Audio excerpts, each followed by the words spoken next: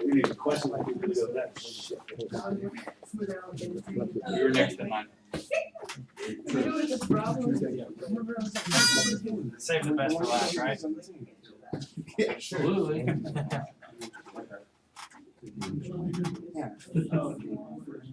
Yeah, actually, like last week it's grown. I've made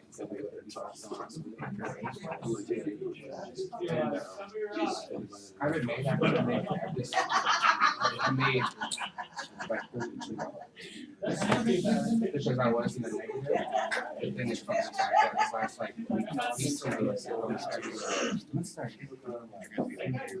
Well, the only reason I like Acorns is because it just automatically just filters you into the big companies like Walmart, Amazon, big companies, and then so you have it's more secure, more safe. Because you know those they're not gonna. I mean, they might dodge, but they'll also go out.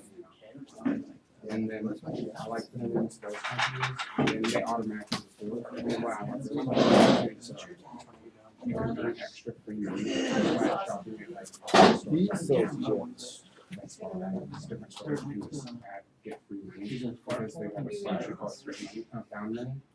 And that just buy from service and the store puts a percentage like 2%, 5% they offer. So it's 5% of whatever you bought, whatever you paid, and puts it into the account. So then also like they always around they have a lot like Macy's is one of the big ones they have. You go to Macy's and like yesterday I had to buy some sunglasses. So I thought I got the same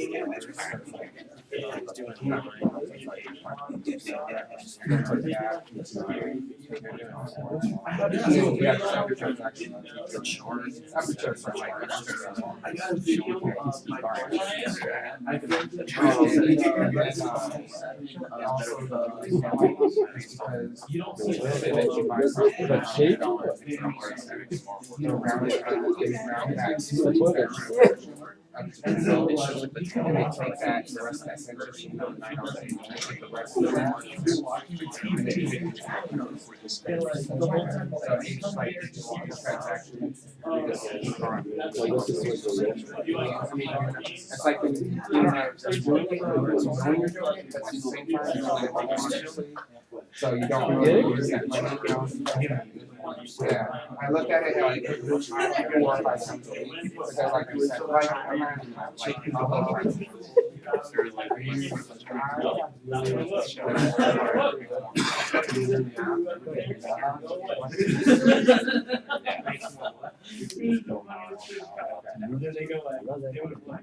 we go down the hallway and all right, well, we're not gonna go down here anymore. We're gonna go left instead of right. I left my car.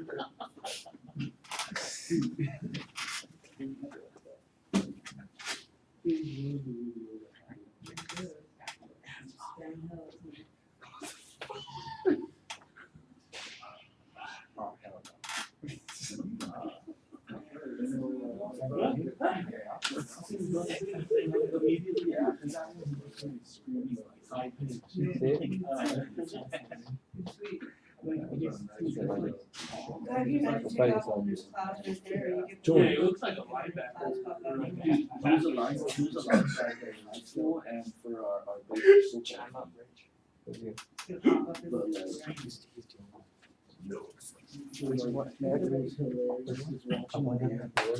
There's also that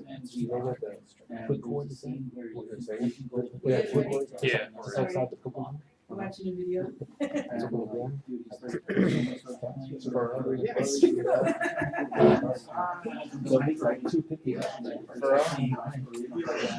I just had money to go to concert and other shit and I had to go. Hey guys, whenever you're ready. Alright, so our diesel company is DieselJet, but before we get into that, go to the next. Our business is a air safari service, and it flies from Cape Town, or it's actually South Africa. So it flies from Cape Town to Johannesburg, to Victoria Falls, back to Johannesburg, and then ends in Cape Town. It's a 3,000 miles round trip, with sightseeing included. We fly on a Cessna 206 with one pilot, 5 passengers, and we charge $3,500 per tour. Some history on DieselJet. It was established in 2003 with a partnership of Fiat, University of Bologna, and ISAERS.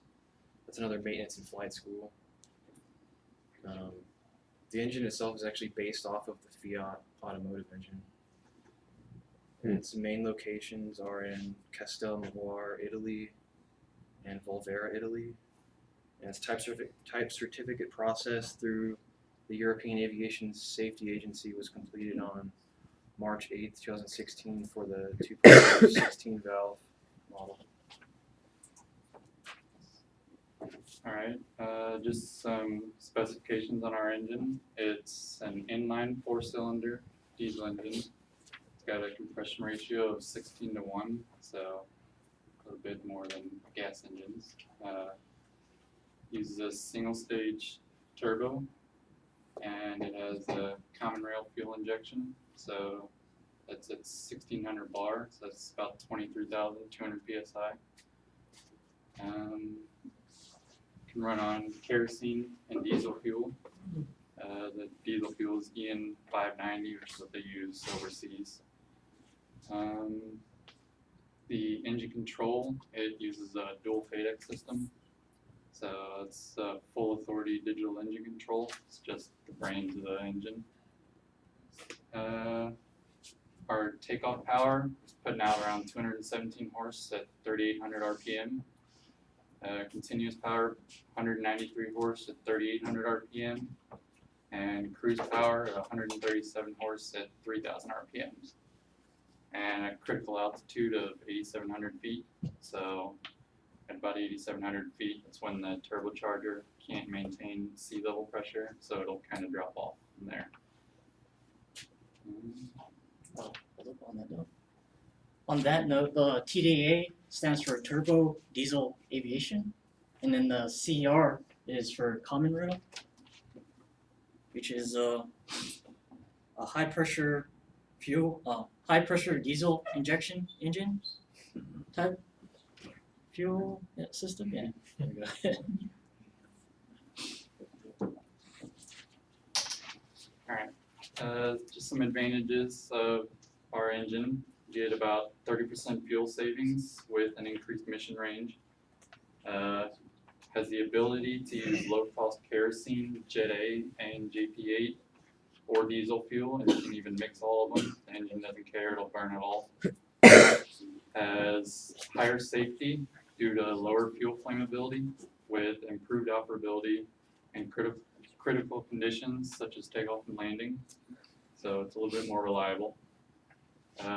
Has low oil consumption and longer flight time capability. It's got higher robustness and reliability, so it's easier, cheaper to maintain, and goes a lot longer between maintenance. And it's a good platform for turbocharging with the consequent high specific power and the capability to maintain good performance at altitude.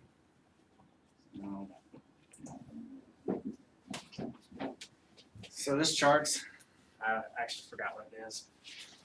What is it, guys? It's just a chart comparing our engine to some other diesel engines that are on the market. Just ours is able to produce a little more power at altitude, so.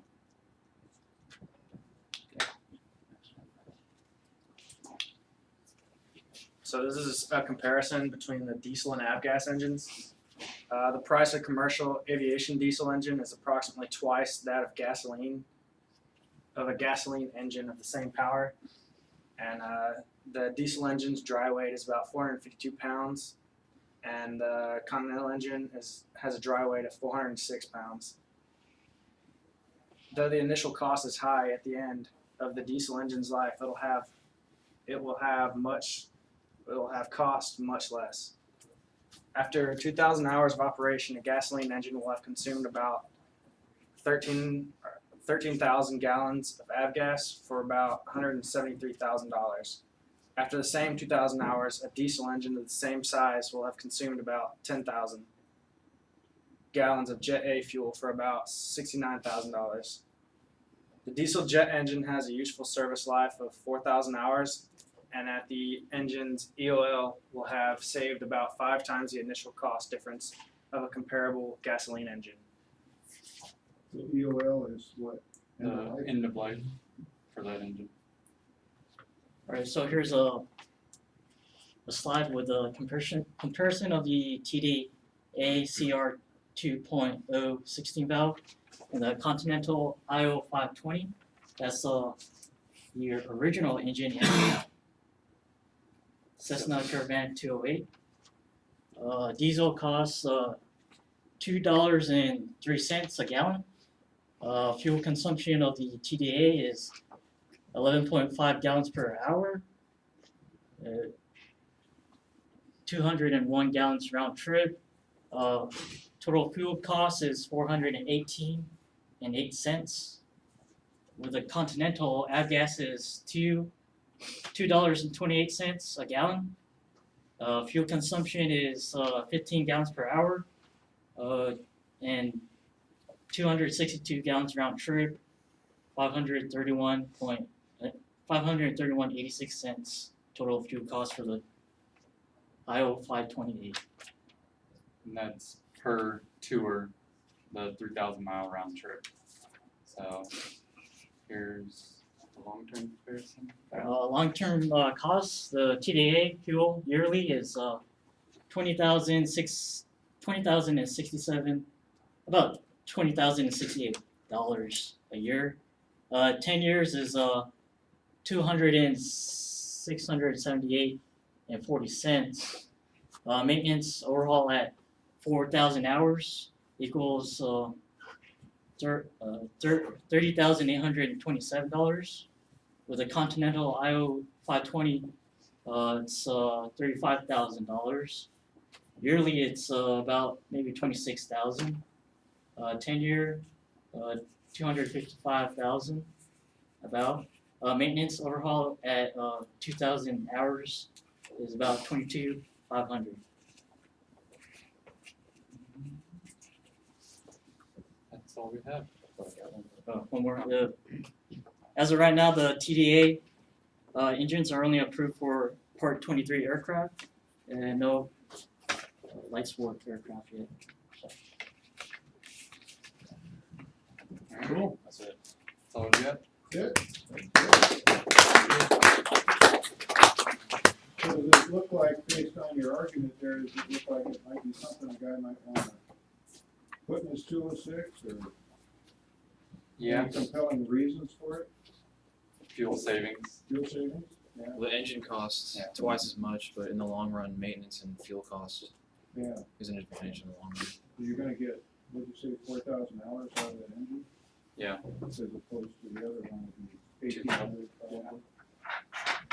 So you're kind of longer on that end of the department, so you're gonna end up with a little more maintenance, but, some of your other costs might be a little bit higher, but I think, I don't know what you guys think, but it still looks like the diesel might win on that. Yeah. On that road. Good guys. Yeah, good job.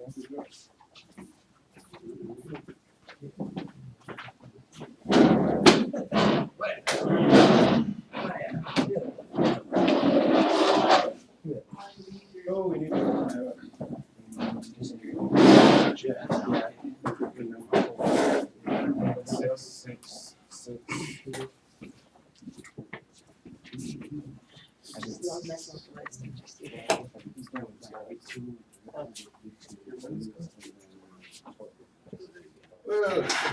that out. Two done. Well, when I added the video. See, where do I have to? Okay.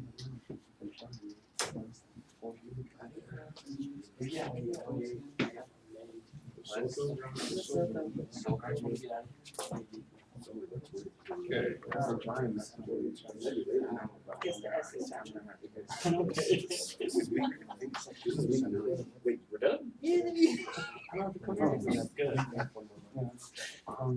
Well, I'm at like, So 16 weeks. Okay, PowerPoint two or just one? That's one. Just go ahead and stand there.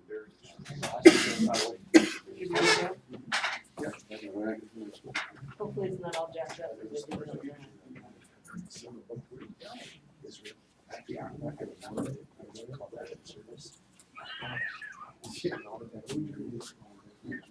What do we do? Call him back. All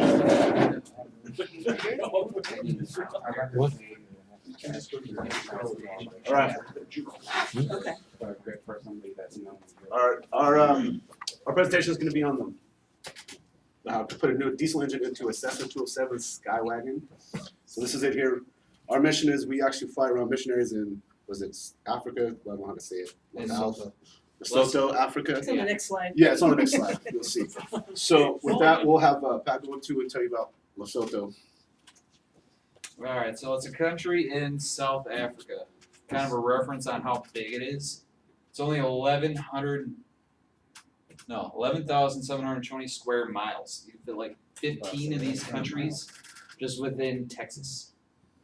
So it's tiny shit. Oh yeah. It's tiny as shit. You fit like 15 of these countries in Texas. Oh, okay. Tiny. Tiny. It's a very mountainous region, and it actually has quite a bit of temperature variation within it. During the summer, it can get That's the all next. fine. I'm just going off my list, but all right, fine. You hit the next Population's pretty small. Very, like I said, very mountainous region. For as small as it is, it still has 10 districts within it. And the capital, I don't even know how to pronounce that. Nazuru, or something like that. Yeah, it's sitting at roughly 3,200 feet above sea level. The lowest point within the entire country is 1,400 feet above sea level, so it sits high to begin with. And like it says there, over 80% of the country lies about 6,000 feet above sea level. Okay, so the weather kind of varies quite a bit. That's negative 19 Celsius. So, in the summer, it can get all the way up into 80-degree, 90-degree weather Fahrenheit. In the winter, in the lowlands, you can look at roughly about 19 degrees Fahrenheit. In the highlands and the real high mountainous regions, you can look at 0 degrees Fahrenheit. So our aircraft will have to operate in a variety of different weather. And like most anywhere in the world, most of your rain comes from thunderstorms in the summer. It says it has 23 airports, but yeah. You'll see the video later. You'll see it. Yeah. The international airport that they have only has 2 paved runways. One at runway 1 is between I got different numbers here. It's between 10,000 or is at 10,499 feet, and runway 2 is sitting at 3,314 feet. It has one other airport that has paved runways that are sitting at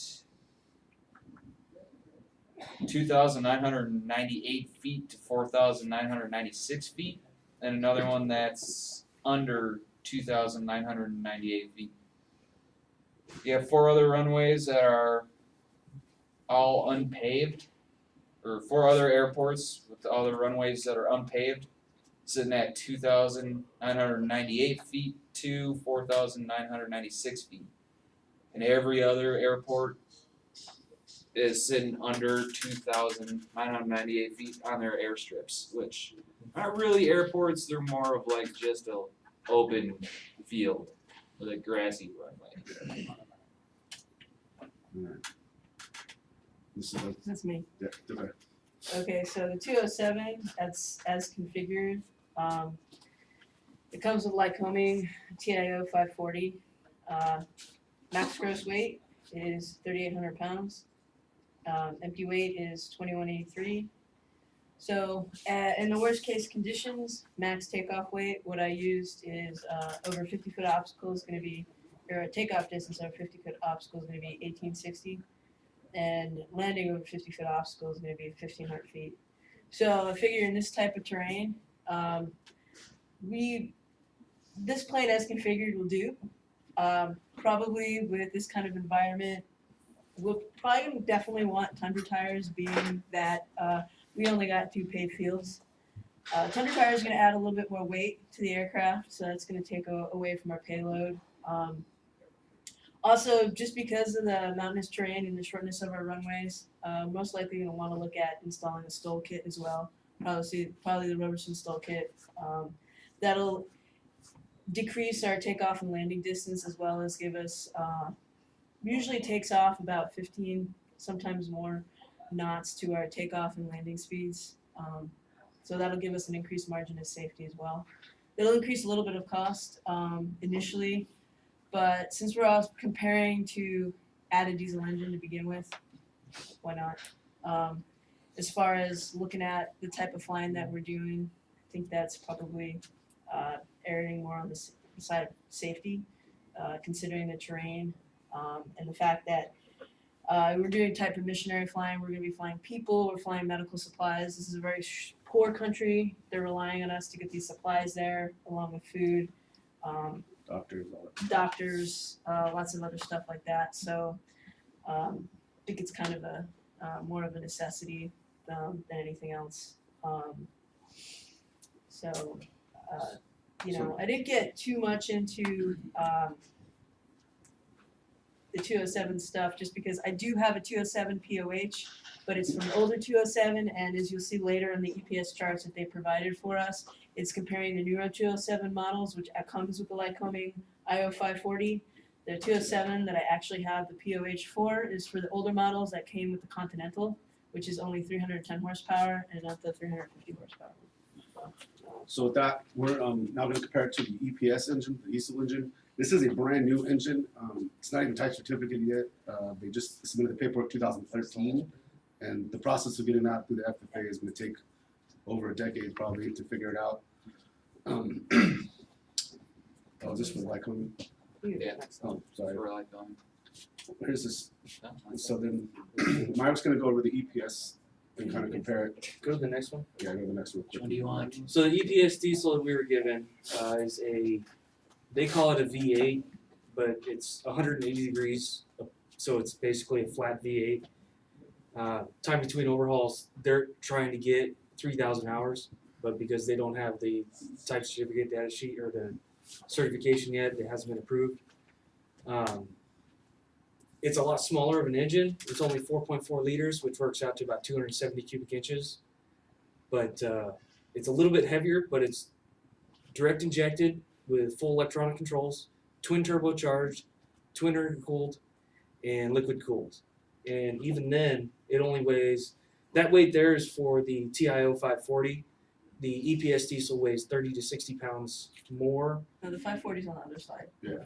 Did we fix this? We just added it. That's, Okay. I added the numbers. Yeah. Okay. I can do math. Math is hard. Sorry. All right, so I stand corrected. Alright. So it's not much heavier, but as you'll see later on, fuel consumption is so much less that it may offset it. The block is CGI, which is compacted graphite iron, which allows for a lot less material with a lot more strength involved. So they're able to keep the weight within a reasonable amount. It also uses steel pistons instead of aluminum. So they're claiming they don't have as much of warm-up issues as an aluminum piston engine would, because you don't have to wait for everything to come up to temperature and get to the right size. It's good to go when you start it. All right, next. Are we good? There we go. Who's up? As you can see here on our track, compared to the current new model, we have this thick dotted line with a sudden jump in the increase of fuel consumption pushing through this area of our RPM, versus this blue line, which we use for our EPS model, shows a steady linear growth throughout the whole engine's increase. This allows for an easier fuel burn as well as a better cost efficiency throughout all of our flight, which is necessary given our unknown terrain and the weather, which varies dramatically in any situation that we're hitting into. And because of the altitude, we probably have to run the engine a little bit more rich. Would you believe? Leaner. Single lever control. Oh, it is single level control. The computer will actually run a lot more rich. All right, go ahead. Okay, so this is the cost analysis. So the funny thing about this place that we're going to be in is they have their own type of currency, and I think it's a Lottie. That's the name of, or how you pronounce their like dollar bill. But 1 Lottie is the equivalent of like 8 cents in American, and $1 US equals 12 Lotties. So this is definitely one of those places where if you want to buy the $8 million house on House Hunters, like you want to be going here, and you're gonna get everything you want. You'll probably have maids and everything. But like long story short, very poor country, and definitely exploitable if you are coming in with United States currency. The total amount of fuel that this aircraft can have is 92 gallons, and then it only uses 88 usable. It should also be said that in this country, avgas is not available. Diesel and Jet A. But even that, like I wonder if what's the quality you're gonna get. Those are the only 2 options you got there. So we did the calculations and ran the numbers, and it pretty much came out to you're gonna be paying about $74 US to fill up your tanks with diesel. So It's still pretty cheap. Cheap in here. We because of the area and that stuff, that I believe that the diesel engine will actually be a lot better because of the better fuel consumption. It can fly farther with less weight. So consider we got to carry supplies and people. It'd be better to have less fuel weight, so we can put out more supplies, so we can get more supplies and less trips. Granted, it's a small country, so we don't go very far, but it's still a lot of mountains. And in this video, you'll see exactly what they're flying into. Is it not working? Yeah, That's what happens when you make something on Apple and try to convert it to PC. EPS also uses a single lever control, so you have one lever for power output instead of having a lever for prop control, mixture, and throttle setting. You just have one lever. The FADEC takes care of everything else. One thing I have to say after watching everybody else's presentations and getting the information from EPS, a lot of it's available. While I am in favor of like swapping for diesel, I'm not sure about EPS's diesel just because they're not very forthcoming on any information. I tried calling and emailing them, and they aren't willing to talk anything. After seeing that there are other options for switching to a diesel engine, I'm not sure if maybe this one's the way to go. I mean,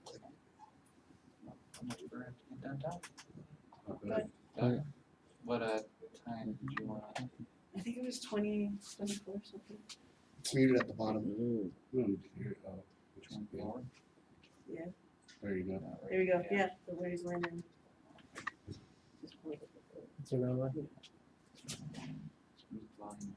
we gotta exit out and go back to the Yeah, it's at the bottom right here bottom.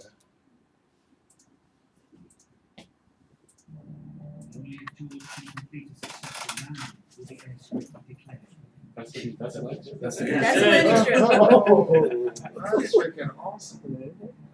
Yeah, sure it is. No, it turns. It's got a dog leg to the right. Does the computer system the same that stuff? Yeah.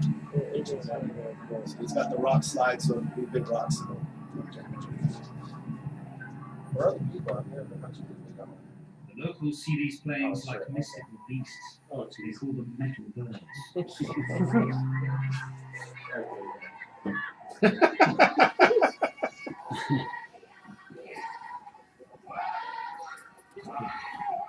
Spears and all.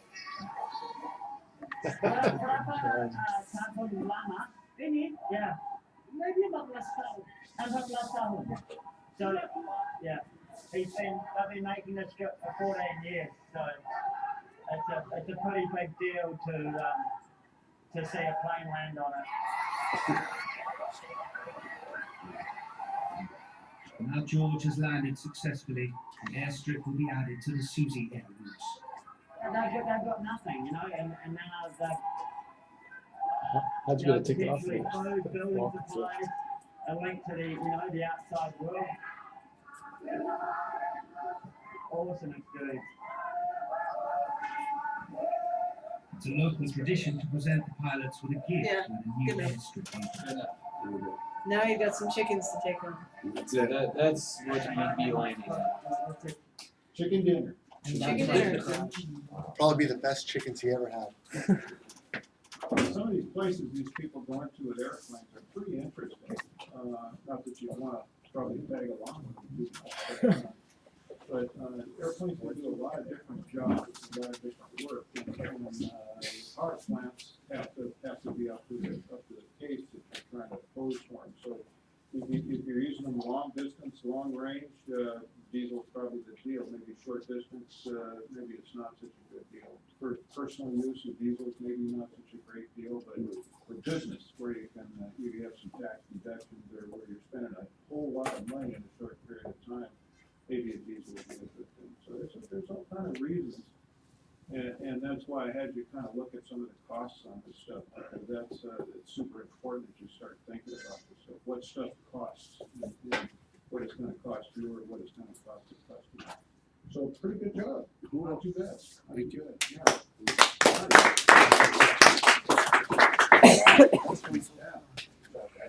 So what I have for you now is we want to have a test next week. But we'll go back and we're gonna review some stuff, and then we'll have a test following.